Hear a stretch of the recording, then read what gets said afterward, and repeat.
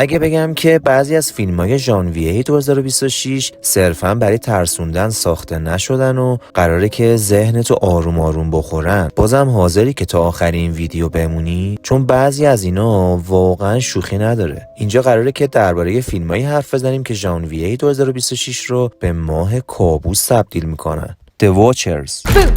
Look at me! بعضی چیزا فقط دنبالت نمیکنن، منتظر میمونن برای یه لحظه خاص. لونا یه نوجوان با گذشته‌ای تاریک سعی میکنه که زندگی آرومی داشته باشه، اما یه موجود مرموز شروع میکنه به تعقیب کردنش، نه برای کشتن فوریش، برای شکستن روحش. همزمان فساد عجیبی توی شهر انوود آشکار میشه و لونا میفهمه گذشته‌ای که ازش فرار کرده هنوز حسابش تصفیه نشده. این فیلم یه ترس روانیه، از اونایی که باعث میشه حس کنی هیچ جا امن نیست. این فیلم قراره که 24 ژانویه 2026 مصادف با شنبه 4 بهمن 1404 اکران سینماها بشه.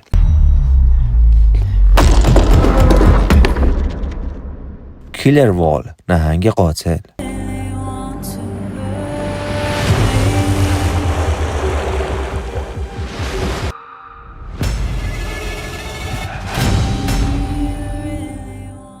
بدترین زندان دنیا کجاست؟ جایی که آب تا گردنت میرسه. مدی و ترش، دوتا دوست صمیمی توی یه تالاب دور افتاده گیر میافتن. نه راه فرار دارن و نه کمک، ولی خب تنها نیستن. یه نهنگ قاتل به اسم ستو اونجا رو قلمرو خودش میدونه. فیلم از ترسای بزرگ استفاده نمیکنه. ترسش از انتظار میاد، از لحظه‌ای که آب آرومه و میدونی که یه چیزی زیر پاته. این فیلم درباره زنده موندنه، وقتی که طبیعت تصمیم میگیره تو رو حذف کنه. این فیلم قراره که 16 ژانویه 2026 مصادف با جمعه 26 دی ماه 1404 اکران سینماها بشه.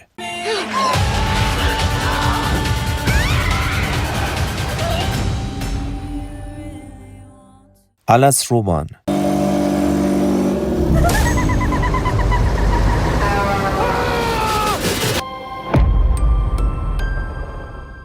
سیتا مادری تنها با دختر نابیناش سوار آخرین اتوبوس شب میشن و مقصدشون آینده‌ای بهتره. مسیرشون هم مسیر آلاس روبانه. اتوبوس خراب میشه و زمان انگار گیر میکنه. از همون شب گندیس دیگه اون بچه سابق نیست. اون یه سری صداها میشنوه که هیچ کس دیگه‌ای نمیشنوه. چیزایی میکشه که خودش هم نمیدونه چیه و شبا یه چیز دیگه کنترل بدنشو به دست میگیره. کم کم حقیقت آشکار میشه. یه الهه باستانی، یه قول شکسته شده و دختری که قراره قربانی بشه. ترس این فیلم رسما روانتو به هم میریزه. این فیلم قراره که 15 ژانویه 2026 مصادف با پنجشنبه 25 دی ماه 1404 اکران سینماها بشه.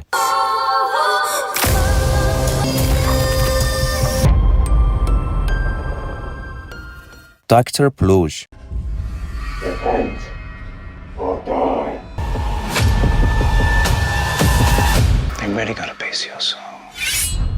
این قاتل فقط دنبال کشتن نیست، اون دنبال اینی که به همه یه درس ویژه بده. لندن شرقی دوباره بوی خون گرفته. قتلایی که دقیقاً یادآور جک قاتله. اما یه تفاوت بزرگی وجود داره. قاتل ماسک دکترای طاعون رو میزنه. هر قتلی با وسواس انجام میشه. انگار داره یه آزمایش خطرناک میکنه. کارگاه جان ورنی هرچی که جلوتر میره بیشتر میفهمه که این فقط یه قاتل سریالی نیست. این یه پیام تاریخیه. انگاری گذشته تصمیم گرفته برگرده و بگه که ما هنوز تموم نشدیم. این فیلم 12 ژانویه 2026 مصادف با دوشنبه 22 دی ماه 1404 قراره که اکران سینماها بشه.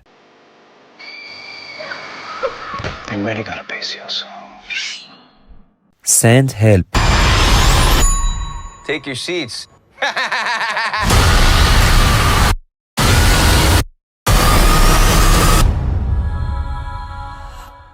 داستان دو همکار و یه جزیره متروکه که هیچ راه فراری هم واسه هیچ کدومشون نیست. دو نفر بعد از سقوط هواپیما گیر میکنن و باید برای زنده موندن و بقای خودشون بجنگن و با ترسناکترین اتفاقات ممکن روبرو بشن. اونا نه فقط با طبیعت بلکه با گذشتهشون هم باید مقابله کنن. اگه به فیلمای تلاش برای بقا علاقه داری، این فیلم خوراک خودته. سن هلپ قراره که 30 ژانویه 2026 مصادف با جمعه 10 بهمن 1404 اکران سینماها بشه.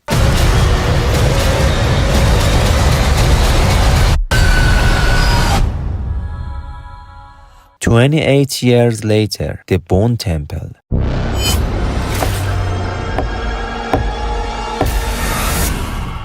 یه سری رازا هستن که میتونن دنیا رو تغییر بدن. اسپایک و دکتر کلسون با واقعیتی روبرو میشن که ممکنه جهان هستی رو نابود کنه یا اینکه تغییرش بده. ترس و تعلیق لحظه به لحظه توی این فیلم بالا میره. اگر از طرفدارای این فرانچایزی پیشنهاد میکنم که اول نسخه 1 و 2 این فرانچایز یعنی 28 روز بعد و 28 سال بعد رو ببین تا داستان دستتون بیاد و لذت دیدن این نسخه براتون بالاتر بره. این نسخه سینمایی فوق‌العاده تاریخ 16 ژانویه 2026 مصادف با جمعه 26 دی ماه 1404 توی سینماها اکران میشه.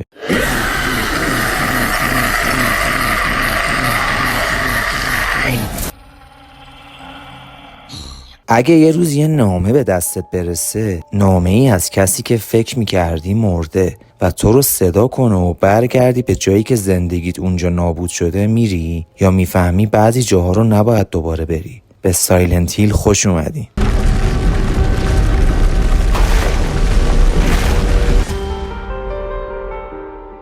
سایلنت هیل مثل بقیه فیلم‌های ترسناک نیست. اینجا کسی دنبال جامپ اسکر نیست، اینجا خود ذهن دشمنته. داستان از جایی شروع میشه که جیمز یه نامه دریافت میکنه، نامه ای از عشق گم شدهش، کسی که یا مرده یا حداقل نباید دیگه وجود داشته باشه. نامه فقط یه جمله داره: برگرد به سایلنت هیل. جیمز برمیگرده، اما شهری که میبینه دیگه اون شهری نیستش که توی خاطراتشه. خیابونا آشناهن، ساختمونا عین همیشن، اما یه چیزی به شدت غلطه. مه همه جا رو گرفته، صداهای عجیب و غریبی میان و موجوداتی که توی تاریکی کمین کردن که انگار از گناههای خود جیمز ساخته شدن. نکته ترسناک فیلم این نیستش که هیولاها جدیدن، ترسناک اینه که بعضیاشون خیلی آشنان، چهرهایی که قبلا دیدیم اما این بار خشن‌تر، شکسته‌تر و شخصی‌ترن. اینجا سایلنت هیل فقط یه شهر نیست، یه محاکمه است. هر قدمی که جیمز جلوتر میره کم کم شروع میکنه به شک کردن، نه به شهر نه به هیولاها بلکه به خودش. آیا اون واقعا دنبال عشقشه یا دنبال مجازاته؟ آیا این نامه واقعیه یا اینکه فقط ذهنش داره آخرین تیر خلاص رو بهش میزنه؟ ببین، ریترن تو سایلنت هیل قراره که کاری کنه که بعد از تموم شدن فیلم چند دقیقه به دیوار زل بزنی و از خودت بپرسی که اگه جای جیمز بودم واقعا حق داشتم نجات پیدا کنم یا نه.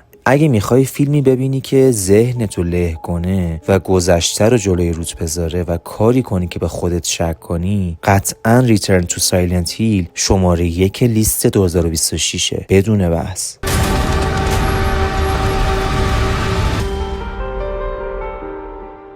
اینا فیلمایی که قراره ژانویه 2026 منتشر بشن. کدومش حاضری تنهایی ببینی؟ حتما برام کامنت کن. اگه از این ویدیو خوشت اومد لایک کن، کانال سابسکرایب کن، زنگوله رو هم فعال کن که ویدیوهای ترسناک بعدی رو از دست ندی. تا ویدیوی بعدی، خدا نگهدار.